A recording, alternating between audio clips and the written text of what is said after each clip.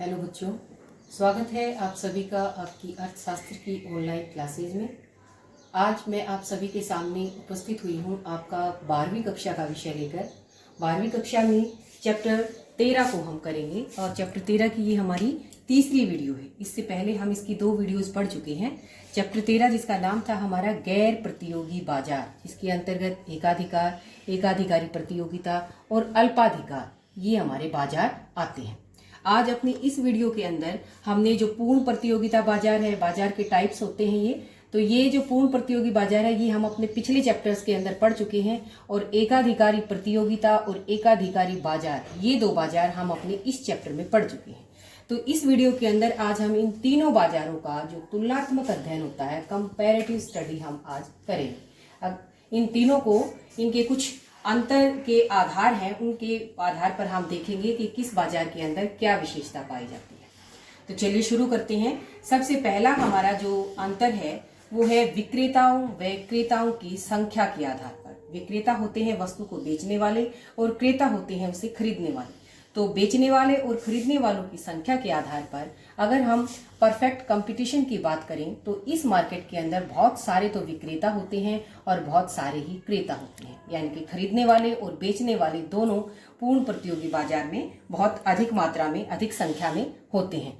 ठीक ऐसे ही जो एकाधिकारी प्रतियोगी बाजार है, इसके अंदर भी खरीदने वाले और बेचने वाले, विक्रेता और क्रेता दोनों की संख्या बहुत अधिक होती है। तो पूर्ण प्रतियोगी और एकाधिकारी प्रतियोगिता विक्रेता और क्रेताओं के मामले में दोनों एक जैसे हैं।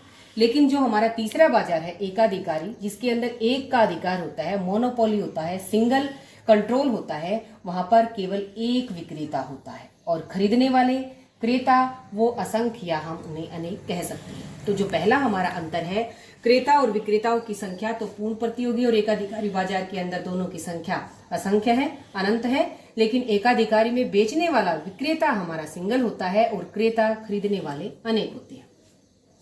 अब दूसरी देखते हैं, इसका अंतर दूसरा किस बेस पर होता है।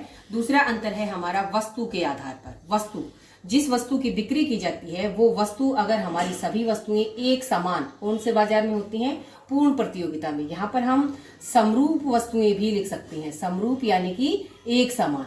तो जो पूर्ण प्रतियोगी बाजार है उस बाजार के अंदर सभी वस्तुएं बिल्कुल एक जैसी होती हैं, एक समान होती हैं, समरूप होती हैं, वस्तुओं के अंदर कोई अंतर नहीं होता। लेकिन जो हमारा एकाधिकारी प्रतियोगी बाजार है वहां पर वस्तु विभेद पाया जाता है। तो ये जब हमने ये पढ़ा था बाजार, तो हमने बताया था कि रंग के आधार पर, वजन के आधार पर, साइज के आधार पर, पैकिंग के आधार पर वस्तुओं में विभेद कर दिया जाता है। जैसे यहाँ पर मैंने आपको एग्जाम्पल भी बताया था जब हमने ये बाजार पढ़ा था कि जैसे हम टूथपेस्ट का ही लें, कोलगेट है, पेप्सोडेंट है, बबूल है, तो इस तरह की बहुत सारी हमारी जो टूथपेस्ट है, कोई उसके अंदर नमक बताएगा, कोई उसके अंदर पुदीना बताएगा। तो इस तरह से क्या होता है कि वस्तुओं के अंदर वैरायटी के आधार पर वस्तु विभेद पाया जाता है। कौन से बाजार में? एकाधिकारी प्रतियोगी बाजार में। और जो तीसरा बाजार है हमारा एकाधिकारी, यहाँ पर क्या है कि ये एकाधिकारी के कंट्रोल की बात है। वो सभी वस्तुओं को एक जैसा भी रख सकता है और नहीं भी, वो उनके अंदर विभेद भी कर सकता है और उसे समान भी रख सकता है। क्योंकि ये सिंगल है हमारा विक्रेता, तो ये इसकी मर्जी के ऊपर डिपेंड करता है कि वो चाहे तो सभी वस्तुओं को समान भी हो सकती हैं और चाहे तो वो उनके अंदर विभेद भी कर सकता है। तो दूसरा हमारा अंतर क्या हुआ? वस्तु के आधार पर पूर्ण प्रतियोगिता में वस्तुएं समरूप होंगी, एकाधिकार में वस्तु विभेद होगा, और एकाधिकार के अंदर एकाधिकारी प्रतियोगिता में वस्तु विभेद होगा और एकाधिकारी के अंदर दोनों की पॉसिबिलिटीज होती है। इसके बाद तीसरा अंतर आता है हमारा, तीसरा अंतर है कीमत का। कीमत के आधार पर तीनों बाजारों में क्या अंतर है? क्योंकि पूर्ण प्रतियोगिता में हम पढ़ चुके हैं खरीदने वाले, बेचने वाले अनेक हैं, असंख्य है और सारी की सारी वस्तुएं बिल्कुल एक जैसी हैं। तो यहाँ पर कीमतें भी क्या होगी? एक कीमत होगी। सभी वस्तुएं क्योंकि बिल्कुल एक जैसी हैं, समरूप हैं, उन सब की एक ही कीमत पर उनको बेचा जाएगा। तो पूर्ण प्रतियोगिता में कीमतें समान, एक कीमत। लेकिन एकाधिकारी प्रतियोगिता में अभी हमने बताया कि वस्तु विभेद है, तो अलग अलग वस्तुओं को उनकी अलग अलग विशेषताओं के आधार पर कीमतें भी उनकी क्या होंगी? विभिन्न होंगी, अलग अलग कीमतें होंगी। तो ये दोनों के अंदर अंतर हो गया। यहाँ पर कीमतें समान हैं, एक जैसी हैं, यहाँ पर अलग अलग कीमतें हैं। और एकाधिकारी में जैसे कि हमने पढ़ा था कि वस्तुएं समान हैं तो कीमतें भी एक होएगी, समान होंगी, और अगर वस्तुएं समान नहीं हैं तो कीमत विभेद भी हो सकता है। तो यहाँ पर पहले की तरह दोनों तरह की पॉसिबिलिटीज होती है। तो वस्तु और कीमत के आधार पर हमने अंतर पढ़ा। अब चौथा अंतर पढ़ते हैं हम फर्मों का प्रवेश, नई फर्मों का उद्योग के अंदर आना और उसको छोड़कर जाना, इसके आधार पर इनमें क्या अंतर है। तो नई फर्मों के प्रवेश के आधार पर पूर्ण प्रतियोगी बाजार में क्या होती है कि कोई भी फर्म उद्योग के अंदर आ सकती है और जा भी सकती है, यानी कि उनको स्वतंत्रता है, पूर्ण स्वतंत्रता है। कोई भी फर्म जिसे फायदा लग रहा है इस उद्योग के अंदर तो वो उस उद्योग में प्रवेश कर सकती है, जिसे नुकसान हो रहा है, हानि हो रही है, तो वो छोड़कर जा भी सकती है। तो पूर्ण प्रतियोगिता में प्रवेश की स्वतंत्रता है। एकाधिकारी प्रतियोगिता के अंदर भी प्रवेश की स्वतंत्रता है, लेकिन जैसा कि नाम से यह एक का अधिकार है, तो यहाँ पर क्या होगा, फर्मों के प्रवेश पर रुकावटें होती हैं, प्रतिबंध होता है, तभी तो एक का अधिकार है। तो नई फर्में अगर वहां पर लाभ दिखाई दे रहा है, तो नई फर्में अगर उस उद्योग में आना चाहेंगी तो उनके ऊपर बहुत सारे प्रतिबंध होंगे। तो प्रवेश के ऊपर क्या होती है, यहाँ पर रुकावट होती है। तो ये हमारा चौथा अंतर हो गया। प्रवेश के आधार पर ये पूर्ण प्रतियोगी और एकाधिकारी प्रतियोगिता दोनों बाजारों में प्रवेश की स्वतंत्रता है, लेकिन एकाधिकारी बाजार में इसके ऊपर रुकावट होती है। अब अगला अंतर है बाजार की दशाओं का ज्ञान। जो बाजार है उसके अंदर किस तरह की दशाएं हैं, भाई आगे कीमतें घटेंगी बढ़ेंगी, क्या कुछ है, तो इसकी जानकारी, ज्ञान के बारे में क्या है कि जो पूर्ण प्रतियोगी बाजार है उसके अंदर हम ये मान्यता लेकर चले थे कि जो हमारे क्रेता और विक्रेता है उन सबको पूरा बाजार का पूर्ण ज्ञान है। ये हम एजप्शन लेकर चले थे पूर्ण प्रतियोगी बाजार के लिए कि भाई वहां पर क्या होता है, क्रेता और विक्रेताओं को पूरी मार्केट की पूरी जानकारी है, पूर्ण ज्ञान है। लेकिन एकाधिकारी प्रतियोगिता के अंदर पूर्ण ज्ञान का अभाव पाया जाता है, अपूर्ण ज्ञान होता है। तभी तो वो वस्तु विभेद के कारण अपनी एक वस्तु को दूसरी वस्तु से अलग बताकर, उसकी वैरायटी, कुछ खास बात बताकर कि भाई इसमें वजन इतना है, इसका कलर ये है, इसके अंदर ये खास बात है, ये कहकर वो उन्हें अलग अलग कीमतों पर बेचता है। तो इस तरह से जो एकाधिकारी प्रतियोगी बाजार है वहां पर पूर्ण ज्ञान नहीं होता।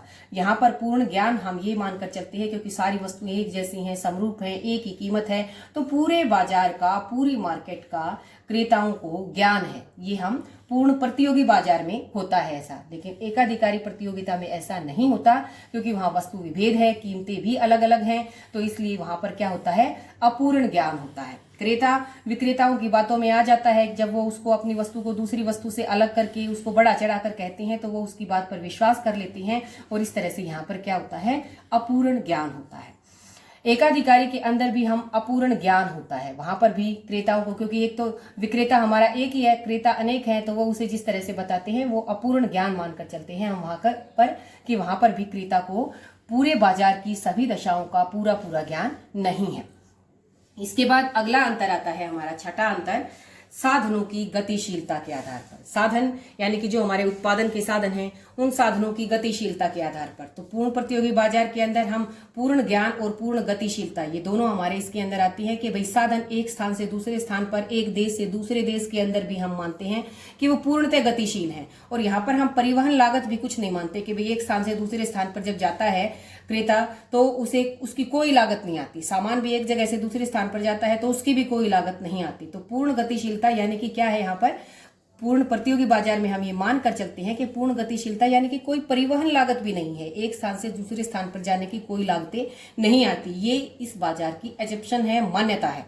इन मान्यताओं के ऊपर ही ये बाजार टिका हुआ है। तो साधनों की गतिशीलता के आधार पर पूर्ण प्रतियोगिता में पूर्ण गतिशीलता, लेकिन एकाधिकारी प्रतियोगिता के अंदर पूर्ण गतिशीलता नहीं है, यहाँ पर हम अपूर्ण गतिशीलता मानकर चलते हैं। अपूर्ण गतिशीलता के कारण ही हमें ये पूरा ज्ञान नहीं है, ज्ञान भी पूरा नहीं है कि भाई एक वस्तु यहाँ पर इतने रुपए की है या किसी दूसरे स्थान पर कितने रुपए की है। हम उसे विक्रेता की बातों में आकर, उसकी बातों के आधार पर हम उसे वहीं से अधिक कीमत पर भी खरीद सकते हैं। तो यहाँ पर क्या होता है, एकाधिकारी प्रतियोगिता के अंदर ज्ञान भी अपूर्ण है और गतिशीलता भी अपूर्ण है।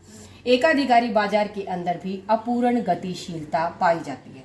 तो ये जो गतिशीलता की बात है, इस मामले में एकाधिकारी प्रतियोगिता और जो एकाधिकारी बाजार है, ये दोनों बाजारों की ये दो विशेषताएं आपस में मैच करती हैं। अपूर्ण ज्ञान यहाँ भी है, यहाँ भी है। अपूर्ण गतिशीलता एकाधिकार और एकाधिकारी प्रतियोगिता दोनों में है, जबकि पूर्ण प्रतियोगी बाजार इन दोनों मामलों में इन दोनों से अलग है। यहाँ पर पूर्ण ज्ञान है और गतिशीलता भी पूर्ण है।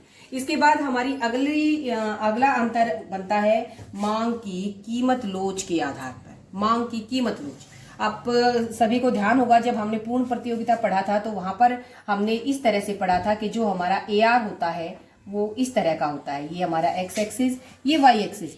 तो जो AR होती है यानी कि जो मांग वक्र जो होता है वो एक्स एक्सिस के बिल्कुल पैरेलल होता है और लेटा हुआ पड़ा हुआ होता है। तो इसे हम क्या कहते हैं, पूर्णतः लोचदार कहते हैं, अनंत लोचदार हम जिसे कहते हैं। तो पूर्ण प्रतियोगी बाजार के अंदर क्या होता है, मांग की लोच कैसी होती है, पूर्णतः लोचदार होती है, यानी कि एक्स एक्सिस के पैरेलल होती है। जबकि एकाधिकारी प्रतियोगिता के अंदर ये ऐसी नहीं होती है। एकाधिकारी प्रतियोगिता के अंदर मैंने आपको बताया था कि यहाँ पर कैसी होगी, इस तरह से गिरती हुई होती है।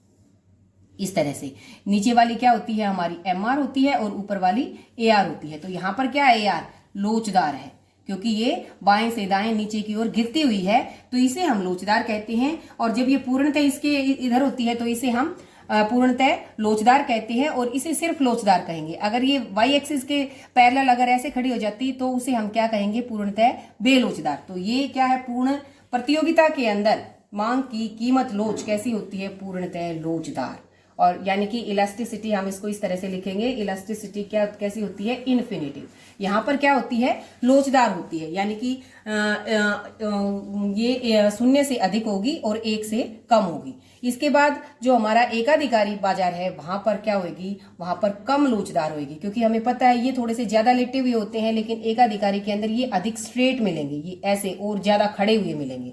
ये थोड़े से पसरे हुए होते हैं। इन दोनों के अंदर यही अंतर होता है एकाधिकारी प्रतियोगिता और एकाधिकारी के अंदर, कि इनके AR और MR क्या होते हैं, ये अधिक लोचदार होते हैं और ये कम लोचदार होते हैं।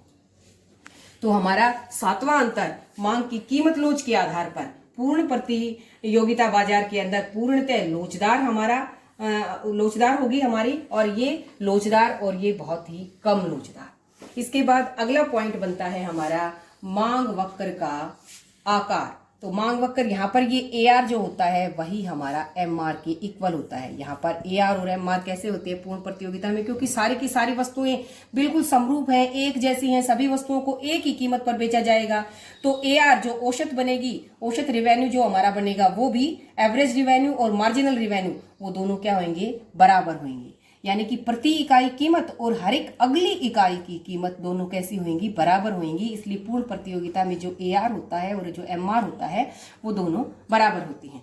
और एकाधिकारी प्रतियोगिता में जैसा कि दिख ही रहा है कि ये MR क्या है, MR नीचे है, AR ऊपर है, तो क्या कहेंगे हम, AR is more than MR। तो AR ऊपर थी, MR नीचे थी, तो यहाँ पर क्या होती है, AR अधिक होती है MR से। और यहाँ पर भी क्या होएगा, AR MR से अधिक होएगी एकाधिकारी बाजार के अंदर भी। तो अगला अंतर, मांग वक्र के आकार के आधार पर हम पूर्ण प्रतियोगी बाजार में कह सकते हैं कि यहाँ पर AR और MR दोनों बराबर होती हैं, लेकिन एकाधिकारी प्रतियोगी और एकाधिकारी बाजार दोनों के अंदर AR अधिक होती है MR से। इसके बाद अगला अंतर आता है हमारा 9वां अंतर है विक्रय लागतें। विक्रय लागतें क्या होती हैं, यानी कि बिक्री लागतें भी कहते हैं हम इनको, विक्रय लागतों को बिक्री लागतें। अपनी बिक्री को बढ़ाने के लिए जो खर्चे किए जाते हैं, जैसे हम एडवर्टाइजमेंट के ऊपर, रेडियो चैनल के ऊपर, टीवी में, अखबार में हम अपनी ऐड देते हैं कि भाई हमारे सामान के अंदर ये अच्छी बातें हैं, ये खास बातें हैं, ताकि हमारी बिक्री बढ़े, हमारा विक्रय हमारा बढ़े। तो इस प्रकार की लागतों को हम विक्रय लागतें कहते हैं। तो जो पूर्ण प्रतियोगी बाजार होता है वहां पर ये लागतें होती ही नहीं। क्यों नहीं होती, क्योंकि सारी की सारी वस्तुएं बिल्कुल समरूप हैं, एक जैसी हैं, खरीदने वाले भी बहुत सारे हैं, बेचने वाले भी बहुत सारे हैं। तो उनको पता है जब बिना बिक्री लागतों को, बिना कोई ऐड करेंगे तो किस बात की करेंगे, क्योंकि सभी वस्तुएं बिल्कुल एक जैसी हैं। तो यहाँ पर किसी तरह की भी बिक्री लागतें नहीं होती, सभी वस्तुएं बिल्कुल एक जैसी होती हैं, समरूप होती हैं। लेकिन एकाधिकारी प्रतियोगिता में रंग के आधार पर, रूप के आधार पर, क्वालिटी के आधार पर, साइज के आधार पर अलग अलग वस्तु विभेद होता है, इसलिए यहाँ पर विक्रय लागतें भी होती हैं, बहुत अधिक होती हैं यहाँ पर विक्रय लागतें। हर एक फर्म ये चाहेगी कि उसका माल ज्यादा बिके दूसरी फर्म के कंपैरिजन में, तो वो बिक्री लागतों के ऊपर बहुत अधिक खर्च किया जाता है। कौन से बाजार में, एकाधिकारी प्रतियोगी बाजार में। अब ये जो बिक्री लागतें होती हैं ये होती एकाधिकार में भी हैं, लेकिन यहाँ पर बहुत ही कम होती हैं, माइनर होती हैं, क्योंकि विक्रेता हमारा एक ही है, बेचने वाली फर्म हमारी एक ही है, तो इसके अंदर होती हैं, बहुत कम होती है। अगर मैंने यहाँ कहा ना कि वस्तु समान है तो कोई जरूरत भी नहीं है उसको, अगर वस्तु के अंदर वो विभेद करता है, अलग अलग कीमतें करता है, तो वो कुछ विक्रय लागतों के ऊपर भी खर्च कर सकता है। इसके बाद लास्ट का 10वां हमारा अंतर का बनता है कीमत नियंत्रण की मात्रा के आधार पर। जो कीमतें होती हैं उनको कंट्रोल हम कितना कर पाते हैं। तो जो पूर्ण प्रतियोगी बाजार है वहां पर कीमतों पर कोई नियंत्रण नहीं होता। वहां पर कीमतें उद्योग के द्वारा निर्धारित की जाएंगी और उद्योग में मांग और पूर्ति की शक्तियों के द्वारा कीमतों का निर्धारण होगा। एक उद्योग के अंदर जितनी सभी उद्योग वस्तु का जो उद्योग है उस उद्योग के द्वारा वस्तु की समस्त पूर्ति कितनी है और उसकी मांग कितनी है, उसके आधार पर कीमतों का निर्धारण होता है। तो कीमतों के ऊपर किसी फर्म का अपना कोई नियंत्रण नहीं होता, किसमें? पूर्ण प्रतियोगी बाजार में। लेकिन एकाधिकारी प्रतियोगी बाजार के अंदर नियंत्रण होता है, लेकिन ये आंशिक नियंत्रण होता है क्योंकि यहाँ पर वस्तु विभेद था, अलग अलग कीमतें थी, तो इसलिए कीमतों के ऊपर यहाँ पर नियंत्रण होगा, लेकिन आंशिक होगा, बहुत अधिक नियंत्रण नहीं होगा। जबकि जो एकाधिकारी बाजार है जहां पर केवल एक ही फर्म है और वही उद्योग है, तो वहां पर क्या होता है? पूर्णतः कीमत नियंत्रण होता है। एकाधिकारी चाहे तो अपनी पूर्ति को कम ज्यादा भी कर सकता है और चाहे वो कीमतों को भी घटा बढ़ा सकता है। वो पूर्ति को बढ़ाकर कीमतों को कम भी कर सकता है और वो पूर्ति को कम करके कीमतों को बढ़ा भी सकता है। तो जो एकाधिकारी होता है वहां पर फर्म का वस्तु की कीमतों के ऊपर पूर्ण नियंत्रण होता है। तो ये हमने 10 अपने पॉइंट्स पढ़े जिसके आधार पर हमने इन तीनों बाजारों में अंतर किया। अगर हमें इन तीनों, ये जो टेबल मैंने बनाई है, ये तो टेबल आपकी समझ में अच्छे से आ जाती है, तो ये तीनों के तीनों बाजार हमें क्लियर हो जाते हैं। तो बच्चों को ये इस तरह का असाइनमेंट छुट्टियों के होमवर्क में भी दिया जा सकता है कि भाई हम इस तरह से एक टेबल बनाएं जिसके ऊपर तीनों के तीनों बाजार हों और तीनों बाजारों की अलग अलग विशेषताएं हों। पूर्ण प्रतियोगी बाजार को हम अलग कलर में कर सकते हैं, इसको अलग कलर में और इसे अलग कलर में कर सकते हैं। तो जब हमारी समझ में ये 10 के 10 पॉइंट आ जाते हैं तो इट मीन्स तीनों बाजार हमें क्लियर हो गए। तो आज के लिए मेरे ख्याल से ये काफी है। इस चैप्टर की एक वीडियो हम और बनाएंगे जिसके अंदर हम ओलिगोपोली अल्पाधिकार को पढ़ेंगे और उसी के साथ हम अपने माइक्रो या जो हमारा फर्स्ट सेम होता है उसे हम कंप्लीट कर लेंगे। तो आज के लिए इतना ही। आप सभी का वीडियो देखने के लिए बहुत बहुत धन्यवाद।